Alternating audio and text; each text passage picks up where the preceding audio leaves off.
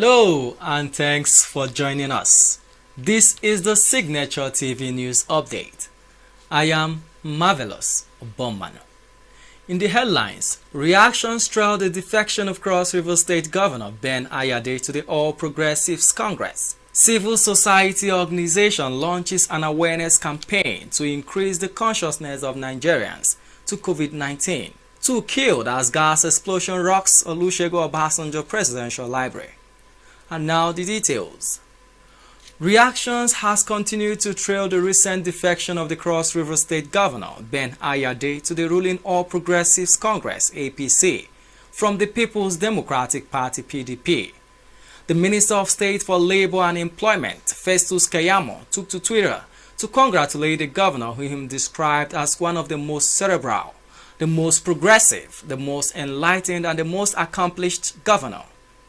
In an Instagram post earlier on Thursday, Ayade said his decision was born out of the need to bring Cross River State in sync with policies and programs of the federal government. Ayade said it was not the party that matters, but character, honor, and commitment to the vision of this great nation. Japhet Omojua, a political commentator, in his reaction said that Ben Ayade and Nyeso Wike could not mend their differences, hence Ayade's transfer to the APC. Governor Ayade announced his decision on Thursday morning after a closed-door meeting with 6 APC governors and some members of the National Assembly who visited him at the government house. Ayade was elected as the governor of Cross River State in 2015 under the platform of the PDP. He was re-elected in 2019 under the platform of the same political party. He is the second sitting governor to have jumped ship and joined the ruling APC lately. 6 months back, Ebonyi State Governor David Umahi also left the People's Democratic Party. As the COVID-19 pandemic continues to ravage countries in Africa, there is a need for Nigeria to re-evaluate, re-strategize, and reinvigorate her COVID-19 response across the states to ensure that citizens are prepared to handle an inevitable third wave of cases. It is to ensure this preparedness, limit transmission, and contain the pandemic in Nigeria that the Center for Communication and Social Impact on Wednesday launched a campaign tagged Hands to communicate and increase the consciousness of Nigerians to COVID-19. In a media parley after the launch, the Director General, Nigeria Center for Disease Control, Chikwe Nhekwazo, said that the agency has been offering technical advice since the pandemic, but the implementation of communication around the virus is left for the Ministry of Information, National Orientation Agency, and other government agencies. Here is the report. The Director General further explained that Nigerians practice communal living, making it impossible to keep away from social and physical contact. He called for more creative strategies for community engagement through persuasive means, while increasing compliance to the COVID-19 measures.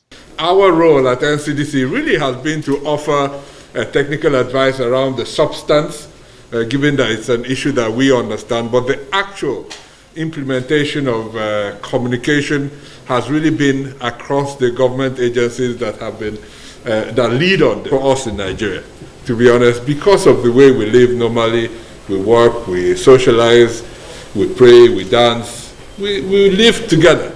So this is very difficult for us to continue doing. So we need, just like my brother said, constant reminding on how important it is. The Executive Director, Center for Communication and Social Impact, while narrating behind-the-scene efforts put into the project, reiterated the importance of the campaign to the fight against the spread of COVID-19 in Nigeria. We started all the preparations earlier in this year, but in terms of hardcore implementation, we're looking at 4 months.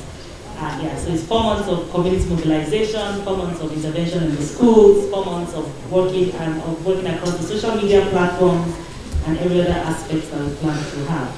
And once you get these pillars right, the pillars of changing behavior, pillars of things that we can do easily, it's easy to build on the other components of the campaign, of the response, like testing, like vaccination. Also speaking, the United Nations Country Director, Peter Hawkins, who gave the statistics on the number of vaccines so far sent to Nigeria, disclosed that the United Nations is working to make sure Nigeria gets the number of vaccines allocated to it. Hawkins advised Nigerians to practice preventive measures and take the campaign seriously before the vaccine arrives, maintaining that the vaccine is mutative, especially in younger people. COVAX, 40 million will come over time.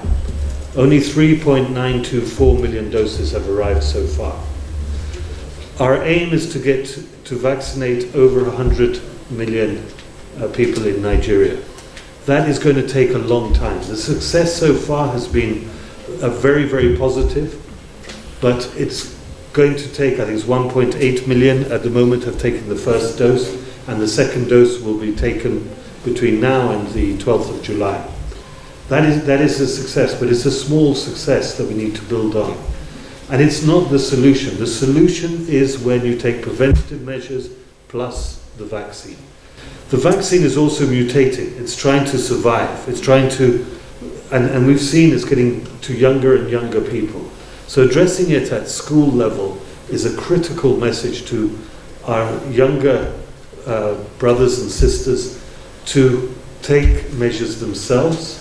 Experts say the third wave of COVID-19 is inevitable, but the power to contain the spread lies in the hands of both the government and the citizens. I am Marvelous Obomanu for Signature TV, Abuja. The Ebonyi State Governor, David Umahi, has said that the Southeast region does not want war, but rather wants to be a part of a fair Nigeria, where justice, equity, and freedom exist. The governor stated this on Thursday at a media briefing organized by the presidential media team in the State House in Abuja. The governor explained that the situation in the Southeast was a measure of reality, fake news, and war propaganda. Speaking on the ban of open grazing, the governor pointed out that there are no grazing routes in the South that would enable cattle to move freely without trespassing. He argued that encouraging open grazing was synonymous with enabling armed foreign herders to perpetrate killings in the country. He called for funding of cattle ranches through the Federation account. The National Broadcasting Commission (NBC) has invited Mr. Ahmed Issa, the Chief Executive Officer of Human Rights Radio and the anchor of the popular Brekete Family radio program, over the alleged assault. The Deputy Director of Public Affairs (NBC), Mr. Ekanam Antia, made this known in an interview with newsmen on Thursday in Abuja.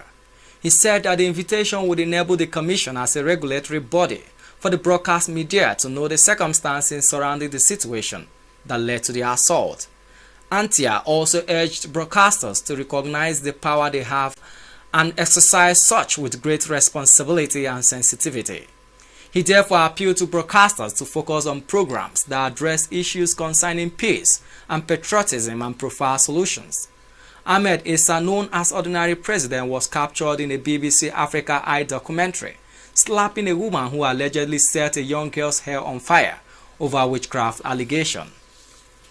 2 persons have reportedly lost their lives due to gas explosion within the Olusegun Obasanjo Presidential Library Complex in Abeokuta, Ogun State. This came less than 48 hours after another gas explosion claimed 2 lives at the conference hall situated directly opposite the library. It was gathered that technicians and cleaners were on their routine when the incident happened. In less than 2 weeks, no fewer than 6 persons have been reported dead due to gas explosion in the state. And now moving over to business.